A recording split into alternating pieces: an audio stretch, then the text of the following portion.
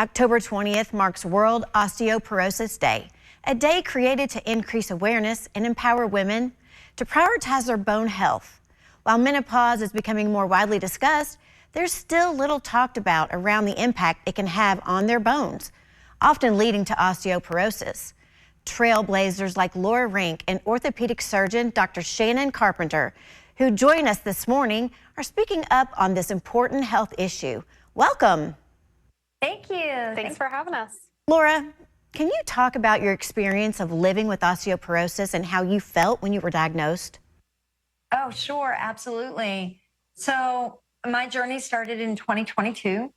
And at that time, my doctor recommended a bone density scan as a routine sort of check-in.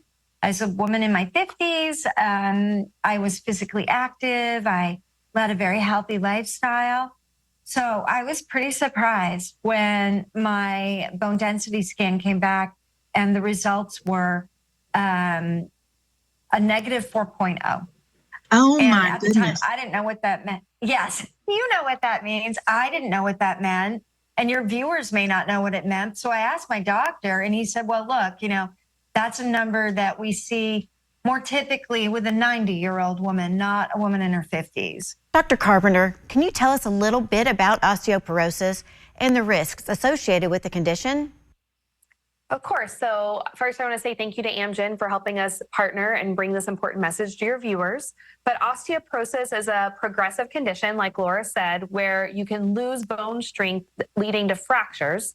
This happens most frequently to women around the age of menopause when the estrogen leaves our body. That hormone normally keeps your bones strong, and that can lead to a loss of independence if you end up with a fracture.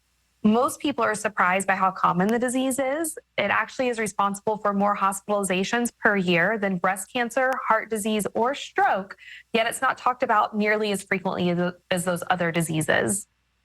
Dr. Carpenter, what can women facing this diagnosis do to manage their condition?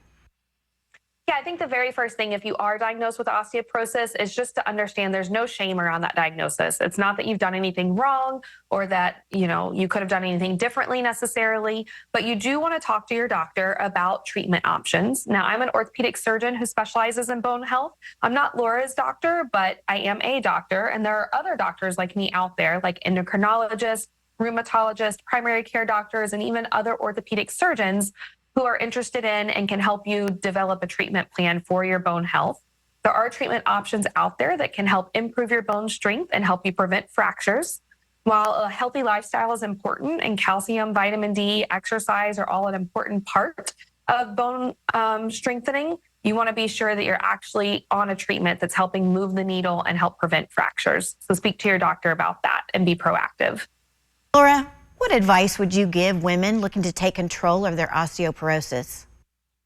Sure. I've thought a lot about this in the last couple of years on my own journey. And what I would say is we need to all do a better job advocating for our own health. Luckily, we know how to do this because we do a really good job with breast cancer screening, right? We know when it's time to talk to our doctors about getting our first mammogram. And then we partner up with our friends and we're mammogram buddies. And I think we as women do such a good job with that.